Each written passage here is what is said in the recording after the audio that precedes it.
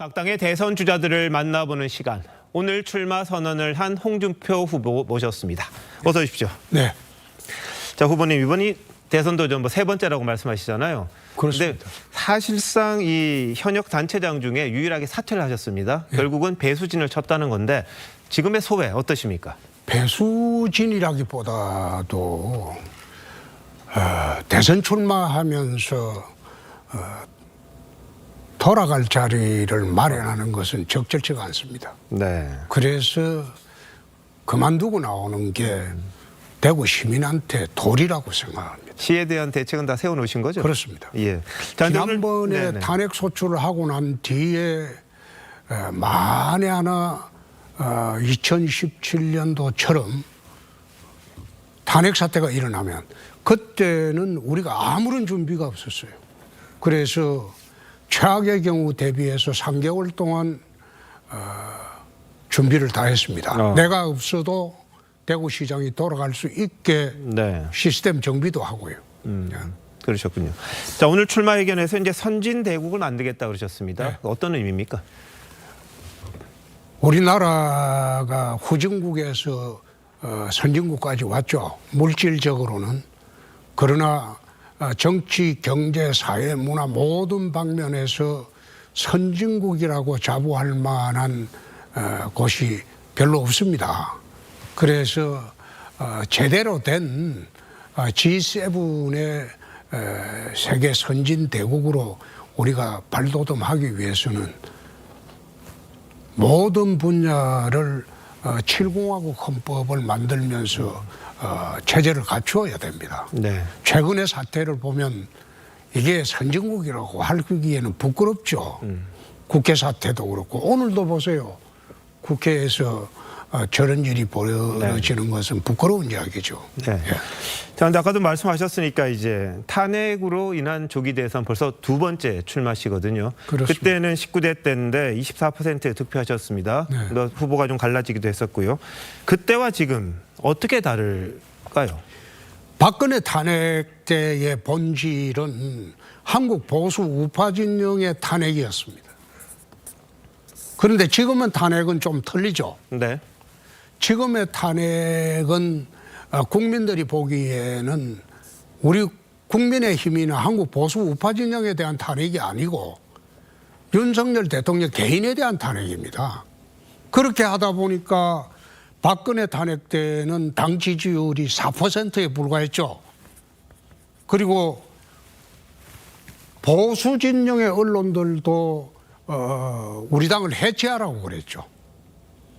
그렇지만 지금은 다르죠.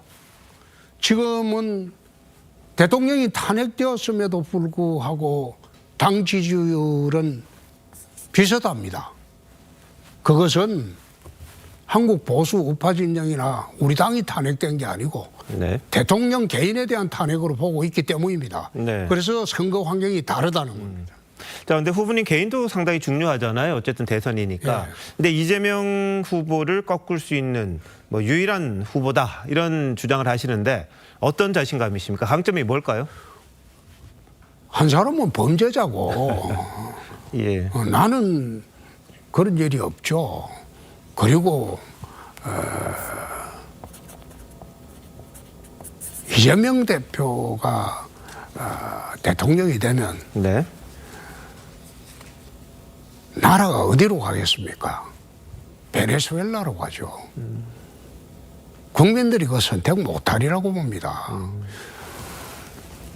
자, 그럼 2002년도 예. 대선 때 이해창 후보 지지율이 35에서 38% 7년간 계속됐어요. 근데 막판에 그게 뒤집히지 않습니까?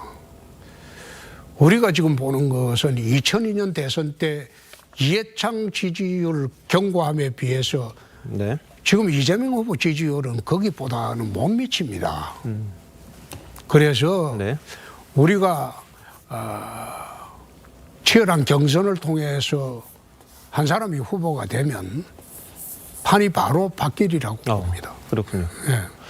자, 그런데 이번 대선은 어쨌든 윤 대통령 탄핵 때문에 생긴 대선이기 때문에 그렇죠. 이 문제가 빠질 수는 없지 않습니까? 근데 우리 홍 후보님은 탄핵에 반대를 하셨잖아요. 근데 탄핵을 잘했다는 여론이 높은 건 또 현실입니다. 그렇습니다. 그럼 그분들에게 어떤 식으로 우리 홍 후보님이 설득을 하시겠습니까? 왜 내가 돼야 돼? 제가 주장한 것은 계엄은 반대했지만은 네. 탄핵도 반대를 했습니다. 계엄은 실질상 피해는 없었어요. 예. 헌법에 위반됐지만은 피해는 없었기 때문에 탄핵까지는 좀 너무한 거 아니냐. 한 번 더 기회를 주는 게 좋지 않느냐. 네. 그런 취지에서 내 반대를 했던 겁니다. 예. 그래서 탄핵을 찬성한 국민들도 그런 부분에서는 이해가 가리라고 나는 봅니다. 그래서 그런 측면에서 이번 대선은 탄핵 대선이라고 나는 보지 않고 네. 탄핵은 이미 지나간 과거입니다. 이제는 나라의 틀을 바로잡는 그런 대선이 되어야 될 겁니다. 네. 그래서 이번 대선의 성격을 정권 연장이냐 정권 교체냐 그런 프레임으로 치러서는 안 된다는 생각입니다. 네. 그럼 뭘로 치러야 됩니까? 이재명 정권이냐 홍준표 정권이냐 네. 아마 그 두 개를 비교해 보면 국민들의 선택지가 어디로 갈지 예. 그것은 국민들에게 선택에 맡기는 그런 선거로 지금 만들어 가려고 합니다. 알겠습니다. 자, 근데 뭐 아까 비슷한 맥락이긴 합니다만 중도 외연 확장력이 과연 있느냐 거기에 대한 의문이 또 제기된 것도 사실입니다. 사실 그 홍 후보님은 2030 청년들 특히 남성들에게는 상당한 지지를 얻고 있습니다. 이게 강점이긴 한데요. 그 외에 어떤 식의 외연을 확장하시려고 합니까? 나는 그게 지금 좀 의아하게 생각하는 게 정치가 이렇게 된 근본 원인은 대결 정치입니다. 네. 좌우 대결 정치입니다. 보수 진보의 진영 대결 정치인데 그것을 좌우 공존 정치로 바꿀 수 있는 사람은 저밖에 없다고 생각합니다. 정치를 하면서 네. 좌파 정책도 도입을 많이 했고 우파 정책도 도입을 많이 했습니다. 그래서 좌우 진영에서 큰 거부감이 없는 그런 사람이 나라를 이끌어가는 게 옳지 않느냐 그런 생각입니다. 알겠습니다. 지금 가장 큰 관심이 이제 빅텐트론입니다. 뭐 한덕수 대행에 대해서는 출마가 뭐 어불성설이다 이런 말씀하셨는데 어쨌든 지금 홍 대표님이 홍 후보님이 뭐 최종 후보가 되더라도 반 이재명 연대는 불가피하지 않습니까? 다른 분들은 그래야죠. 어떻게? 그거는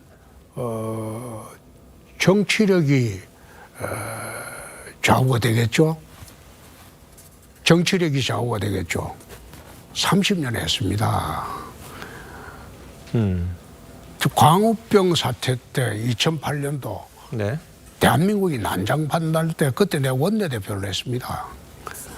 여야 합의로 나라를 안정을 시킨 경험이 있습니다.